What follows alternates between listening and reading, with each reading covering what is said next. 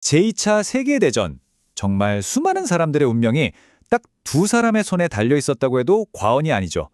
바로 윈스턴 처칠과 아돌프 히틀러. 이 두 사람의 리더십, 이게 정말 하늘과 땅 차이였거든요. 과연 그 차이가 역사의 흐름을 어떻게 바꿔놨는지 지금부터 한번 제대로 파헤쳐 보겠습니다. 자, 한번 상상해 보세요. 유럽 대륙은 거의 다 넘어갔고 영국은 정말이지 그야말로 절체절명의 위기였습니다. 그때 처칠이 했던 이 말, 이건 그냥 연설이 아니었어요. 절망에 빠진 영국 국민들 마음에 정의 불씨를 확 지핀 그런 희망의 외침이었던 거죠. 자, 처칠이 국민들한테 우리 함께 싸웁시다 라고 호소했잖아요. 그런데 히틀러의 메시지는 완전히 달랐어요. 그의 메시지는 딱 하나였습니다. 의심하지 말고 그냥 나를 믿고 따라와라.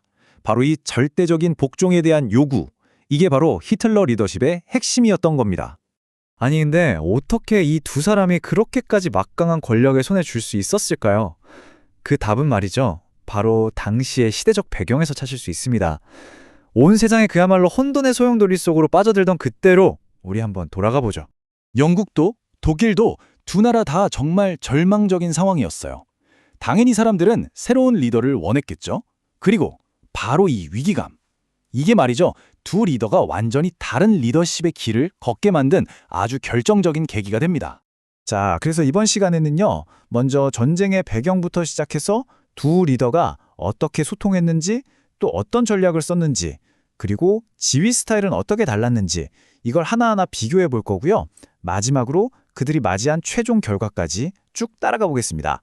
좋습니다. 그럼 먼저 리더의 목소리부터 한번 들여다보죠. 그러니까 이 말이라는 무기를 어떻게 썼냐는 건데요. 두 사람은 소통이라는 걸 통해서 어떻게 한 나라를 하나로 똘똘 뭉치게 만들고 또 다른 한 사람은 어떻게 국민들을 완벽하게 통제했는지 그 비밀을 한번 파헤쳐 보겠습니다. 처칠의 소통 전략, 그 핵심을 딱 한 단어로 말하면 바로 신뢰였어요. 그는 국민들한테 아주 명확한 목표를 제시했어요.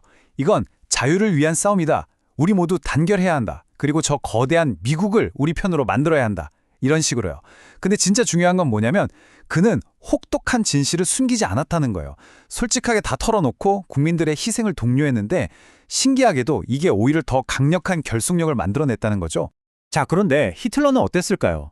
완전히 180도 다른 방식을 썼습니다. 우선 괴벨스라는 인물을 선전부 장관에 앉혔죠. 그러고는 언론, 라디오, 영화, 말 그대로 모든 미디어를 소나기에 넣습니다.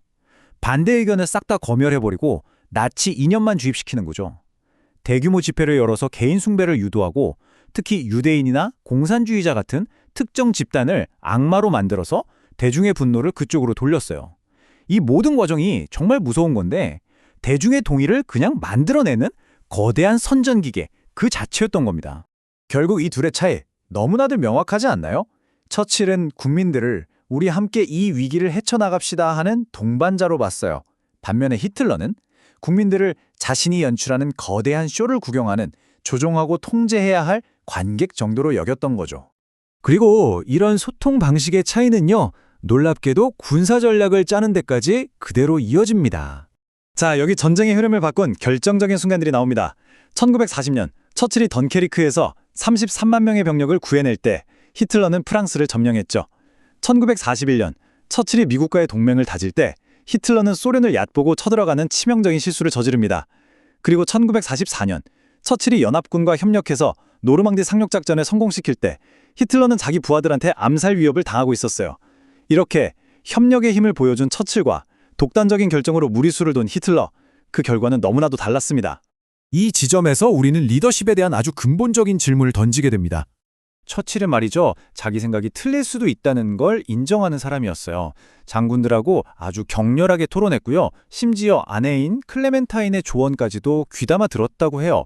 루즈벨트나 스탈린하고도 때로는 위태위태했지만 결국에는 동맹을 만들어냈죠. 이렇게 다양한 의견을 받아들였기 때문에 유연한 전략이 가능했던 겁니다. 그런데 히틀러는 정반대였어요. 스탈린그라드에서 절대 후퇴하지 말라고 명령했던 것처럼 수많은 베테랑 장군들의 조언을 그냥 깡그리 무시해버렸습니다. 왜? 자기 직감이 그 어떤 전문가의 경험보다 뛰어나다고 믿었기 때문이죠. 스스로를 점점 더 고립시킨 겁니다.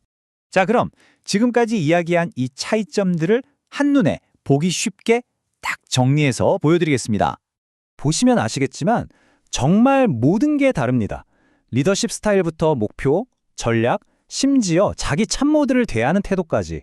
처칠이 민주적이고 협력적이었다면 히틀러는 독재적이고 강압적이었죠. 결국 모든 건 딱 두 단어로 요약돼요.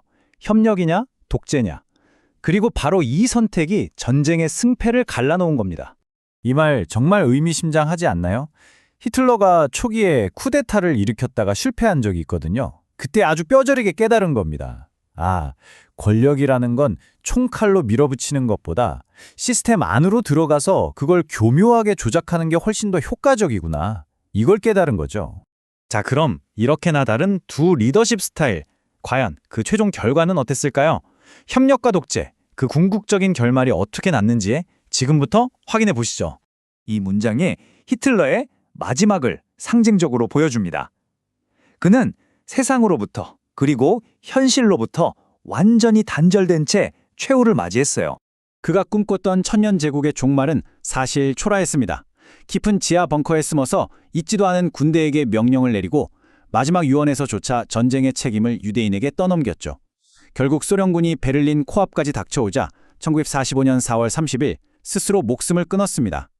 그의 광기 어린 야망 때문에 400만 명이 넘는 독일 병사들이 목숨을 잃었고 나라는 폐허가 됐습니다. 히틀러가 그렇게 고립 속에서 자멸하는 동안 처칠의 길은 물론 힘들었지만 그 결말은 달랐습니다. 그는 끈질긴 국제협력과 그 어떤 실현에도 꺾이지 않았던 국민들의 회복력을 바탕으로 정말 힘겹게 승리를 거뒀죠. 민주주의를 지켜냈고 그 승리의 기쁨을 동맹국들과 함께 나눴습니다. 1945년 드디어 유럽에서 전쟁이 끝난 해죠. 그런데 아이러니하게도 바로 그 해에 처칠은 총선에서 패배하고 총리직에서 물러나게 됩니다.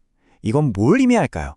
전쟁에 완전히 지쳐버린 영국 국민들이 이제 평화의 시대를 이끌어갈 리더는 전쟁 영웅과는 다른 종류의 사람이 필요하다고 생각했다는 신호였겠죠. 그래서 이 모든 이야기의 핵심 교훈은 아주 분명합니다. 함께 소통하고 협력하는 현실에 발딛고 선 리더십은 어떤 위기가 와도 버텨내는 힘, 즉 회복 탄력성을 키워줍니다. 하지만 혼자 고립되어서 독단적으로 모든 걸 결정하는 리더십은요, 결국 스스로 무너질 수밖에 없다는 것. 이 기나긴 전쟁이 바로 그 강력한 증거가 된 셈이죠. 자, 이제 마지막으로 우리 스스로에게 한번 질문을 던져볼 시간입니다. 어떤 위기 상황에서든 리더의 가장 큰 힘은 내 신념은 절대 틀리지 않아 하는 그 굳건함에서 나오는 걸까요? 아니면 내가 틀릴 수도 있다고 생각하며 기꺼이 다른 사람의 이야기에 귀를 기울이는 태도에서 나오는 걸까요? 이 질문은 제2차 세계대전이 끝난 지 수십 년이 지난 오늘날의 우리에게도 여전히 깊은 고민거리를 던져주는 것 같습니다.